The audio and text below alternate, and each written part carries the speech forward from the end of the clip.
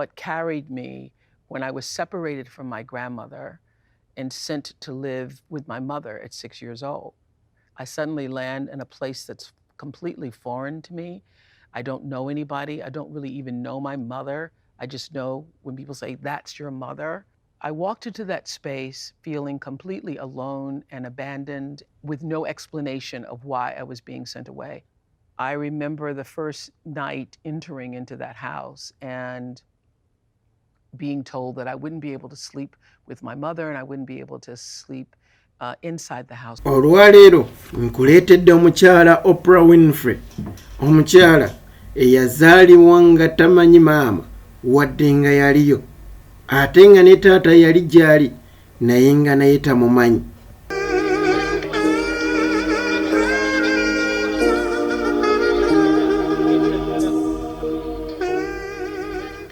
Ampuliriza, amannya nzirwanga Shafik muziku wal Hajj Abdul Nur Munyami.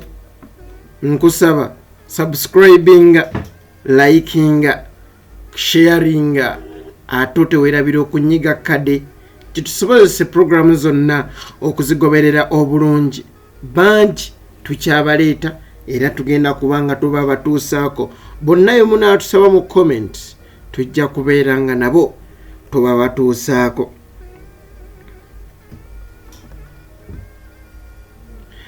Oprah Winfrey yazaalibwa ng'ennaku z'omwezi 29 January 1954. Yazaalibwa nga ye Oprah Gail Winfrey oba abangi gwe baali bamanyi nga Oprah Gail Winfrey. Maama we yamutuuma erinnya lino ng'asinziira mu Bayibuli mu kitabo ekya Luusi omwali erinnya lino. Abantu abaali kumpi oba omulirwano wamu ne gye yali azannyira erinnya lino tebaalitegeera bulungi era Oprah oba osobola oliyita Orpa ORPAH bo ne balikyusa awali P ne R ne bazikyusa bwe bati n'afuuka Oprah. Bw'atyo maama we teyalina kyakkola kuba abatuuze lye baali basinze okutegeera n'alimulekera era bw'atyo ne jjajja yali amukuza bw'atyo n'akyesonyiwa anti maama yayitaliiwo naye ye yabeerawo ku lw'omuzzukulu.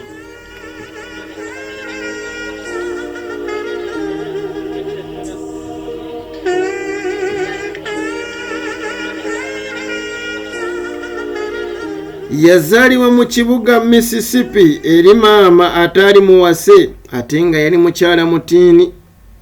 Ampuliriza, maama we Vamitli yali muyambi wa waka oba muyite housemaid.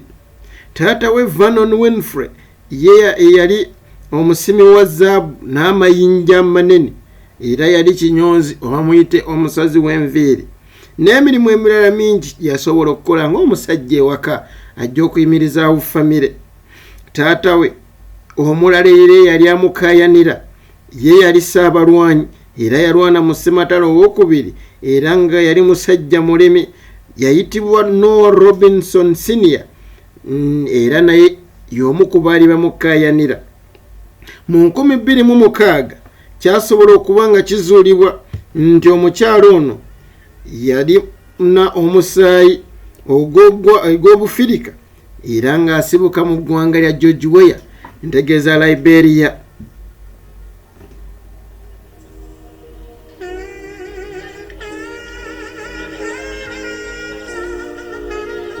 Nkusaba otuula okkalire kuba wano nkuleetera bwino ku mukyalo ono.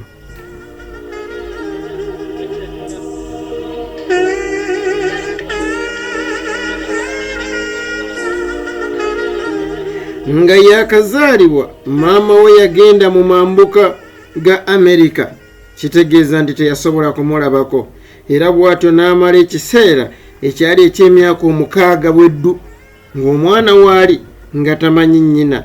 Yamuleka ne jjajjaawe Hatimei bw'atyo yasobola okuba nga amukuza. Abakuze ne bajjajja twesiimye. Obwavu bwe baaliko ettaka ttono era nga bwe bato baali tebasobola na kwetuusaako ngoye za kwambala. Naye nga we tukimanyi nti ayagala omwavu yamunyiriza, jjajjaawe yasobola okubeera nga asala akakutiya akagenda mu lumonde abazungu ke bayita potato sack, bw'atyo n'akakolamu olugoye omwana lwe yasobola okwesala mu njogera y'ennaku zino. Era bw'atyo Oprah yasobola okubeera ng'anyumira mu lugoye luno olwa jjajjaawe lwe yasobola okubeera ng'amusalira. Anti munnange ekiriwo kiba kimala, ennyindo y'enkoko kyekyenyi kyayo.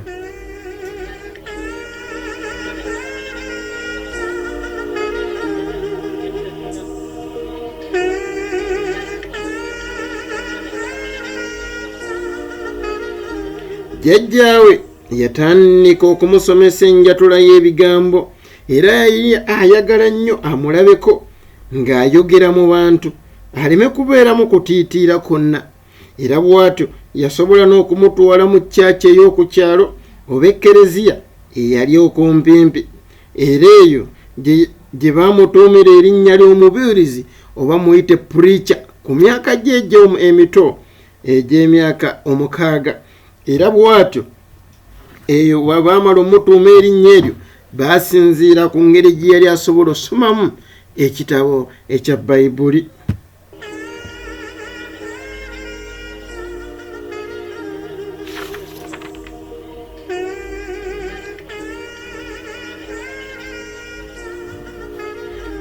Oprah eyali tamanyi maama ku myaka egy'omukaaga, bw'atyo maama yasobola okudda eka asobola okumukima ate amutwale batandika okutwangaala bonna When I was separated from my grandmother and sent to live with my mother at 6 years old, I suddenly land in a place that's completely foreign to me. I don't know anybody. I don't really even know my mother. I just know when people say, "That's your mother." I walked into that space feeling completely alone and abandoned with no explanation of why I was being sent away. I remember the first night entering into that house and being told that I wouldn't be able to sleep with my mother and I wouldn't be able to sleep inside the house, but there was a little foyer porch before you actually got inside the house. And I was put outside to sleep there. I later realized it's because it was the color of my skin. My mother was boarding with this very light-skinned Black woman who could pass for white. And I could tell instantly when I walked in the room that she didn't like me, and it was because of the color of my skin. I don't know how I knew that, but I did.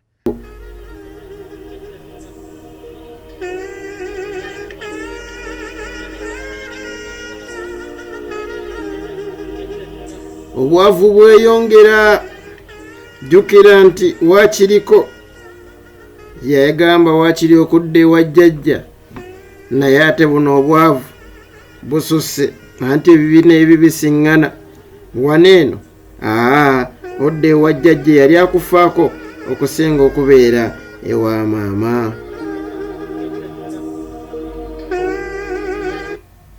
Maama we yasobola okuzaala omwana owokubiri n'amutuma Patricia, era nga naye yamuzaalira eyo ku mulimu nga bwe yasobola okuzaala Oprah era ku mulimu ogw'obwawusigaalo.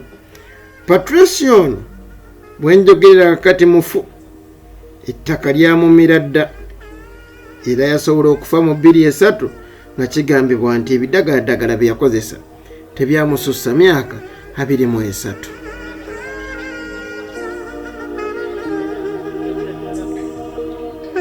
Ng'amaze okuzaala omwana ono Patricia, kitegeeza yalina abaana 2 be yali alabirira.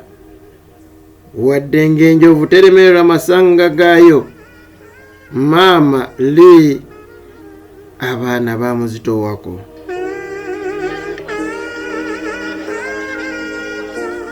Yatendewalira mu 1962 yatendewalira bw'atyo n'asalawo akwate omwana ono omu Oprah amutwala eri kitaawe Vernon mu Nashville mu Tennessee. Jjukira nti omwana ono baali bamukkaanira abasajja 2 be nasobodde okubuulirako mu ntandikwa, omu Oprah Winfrey ate omulala yali Noah Robinson Senior. Bw'atyo maama omwana yasobola okubeera ng'ate amutwala ewa Vernon asobola okubeera ng'abeera naye akaseera akatonotono.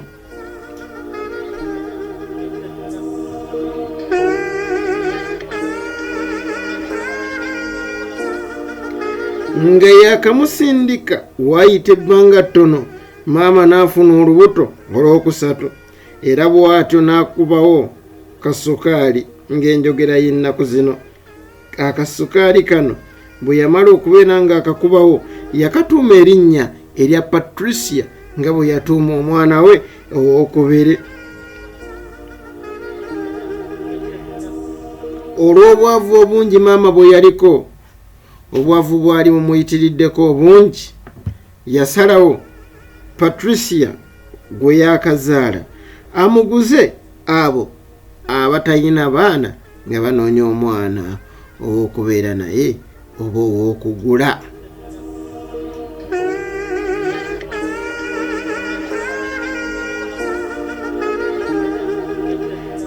Kino nne yakikola asobole okubeezaawo abaana be ababiri nga n'ono omu bw'ali mu bulamu obulungi ate abaana basobola okweyongerayo.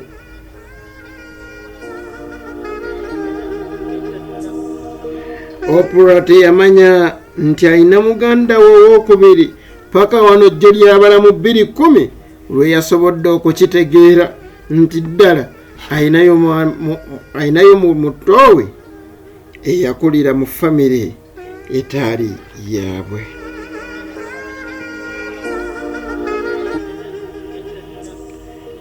Winfrey agenda okuva ewa taata we nga wayise akabanga akaali akatonotono, yasanga maama azadde omwana omulala. Maama ono ekituufu kyazuulibwa nti yalina nabaana ey'ekisa.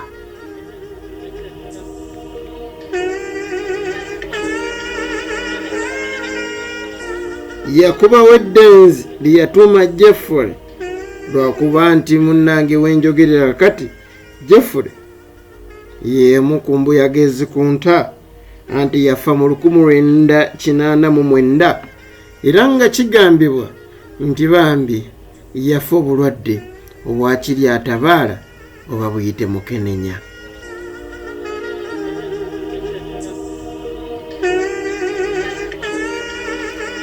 Emboozi wano weemaliramu amaanyi kubanga wenjogerera bingi byasobola okubeera nga bimutuukako wano.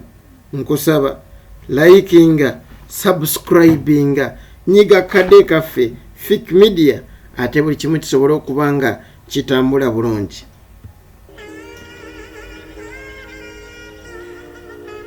Oprah agamba bw'ati nti kizibwewe kojjaawe n'omu ku mikwano gya famire ku myaka 9 gye yaliko egy'obuto baamutuusaako ogw'obuliisa maanyi.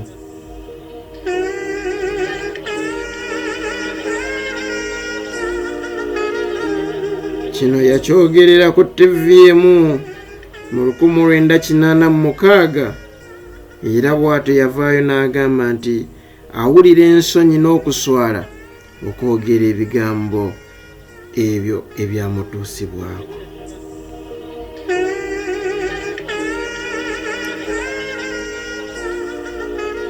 Olw'omu yagamba nti yali teyeegomba kubeera maama kuba teyafuna ku ssanyu lya maama, alina essanyu lya maama ow'essomero. Ku myaka 13 ng'abonaabona era nga bamutuusaako ogw'obuliisa maanyi, abantu abo 3 benkunnyonnyodde nga bamutuusaako mbeera eyali enzibu, kyamuwaliriza okudduka ewaka nga nti alowooza kyekinaamutaasa.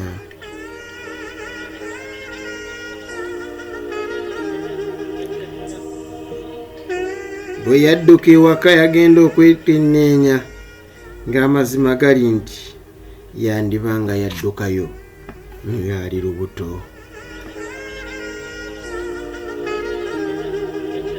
When I was 14 years old, I became pregnant and hid the pregnancy for 7 months until the baby was born. And I say the baby because I was so disassociated and still do feel such a disassociation. I never felt like it was my baby. And in the process of hiding that secret, as we've talked about on this show, Life Class, hiding that secret and carrying that shame really blocked me in so many ways that I remember being taken to the detention home when my mother was going to put me out of the house at the age of 14, and being taken to the detention home and waiting to be processed through the detention home and recognizing in that moment that I have been abused since I was 9 years old, raped at 9 years old, abused at 10 years old, molested for all of those years, and now pregnant as a result of that. And looking around the detention home at all of these girls who'd been placed there for being bad girls. And I remember having a moment thinking, now I am officially a bad girl. I'm now, for the rest of my life, going to be called a bad girl because I'm going to be put in this place. And thinking to myself, sitting there waiting to be processed, that I really don't belong here, and I don't even know how this happened to me, that I am in a place for bad girls, because I didn't feel like I was a bad girl.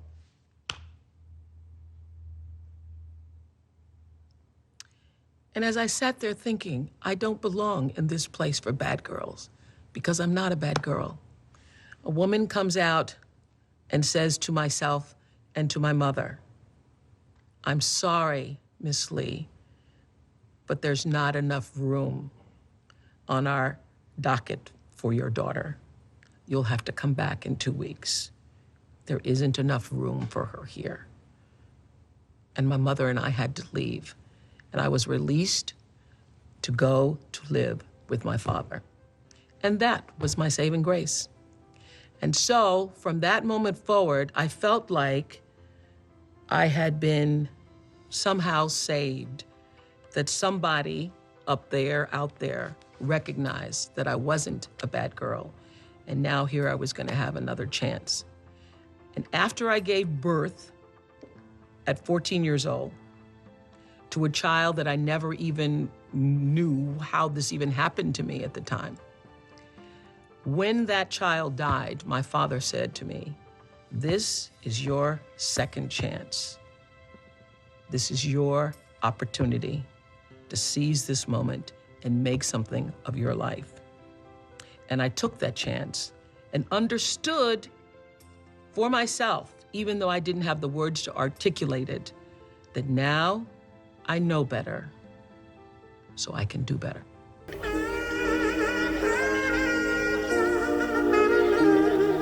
Oluvannyuma lw'omwana ono okufa,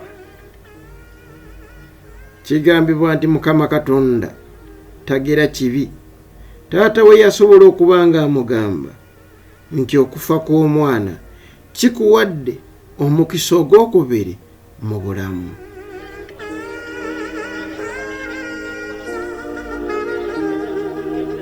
Yasobola okuwuliriza taata, era bw'atyo n'addayo n'atandika n'okubeera ng'asoma, n'agenda mu Lincoln High School, naye olw'obwongo bwe bwe yalina obwali obw'amaanyi anti amagezi ntakke ekula yeebuuka, baasobola okumwongerayo n'agenda mu Nicollet High School, naye ne yafunirayo obuzibu anti abaana baamujereganga olw'okwambala olugoye olukoleddwa mu kadeeya oba mu kakutiya ak'emimmonde.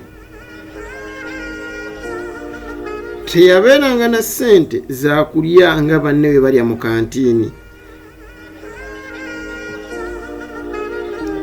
Bw'atyo n'asalawo abeere nga akwata ku za maama zaakwese ebbali, abeere nga afuna kaalya oba tukuyite kubba simanyi.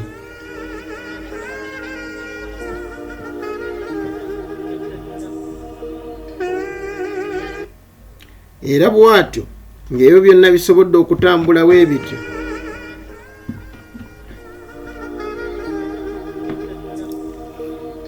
maama we yasobola okumuzza ewa kitaawe. Ku luno yamuleeta ng'atendewaliddwa era n'amuleetera ddala obutadda wuwe, kubanga yakizuula nti abaana takyabasobola bonna nga we baali abasatu.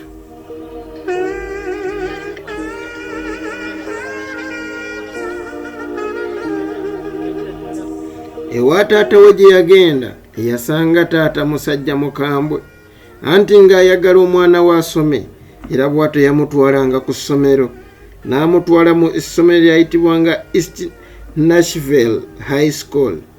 Eyo nno bwe yagendayo ebitiibwa bye yatuukiramu, anti yasobola okuwangula ekirabo eky'omwana asinze ekitiibwa oba kye tuyita honors student. Yalondebwa nga omwana akyasinze okumanyikibwa ow'ettutumo mu ssomero, n'ebirala bingi yabituukako ng'ali mu East Nashville High School.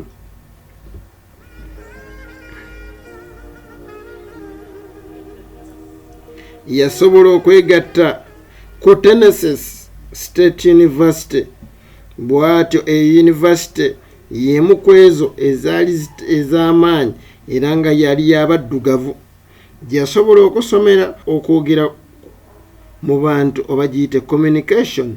Bw'atyo ku myaka 17 gyokka Winfrey yawangula ekya Miss Black Tennis.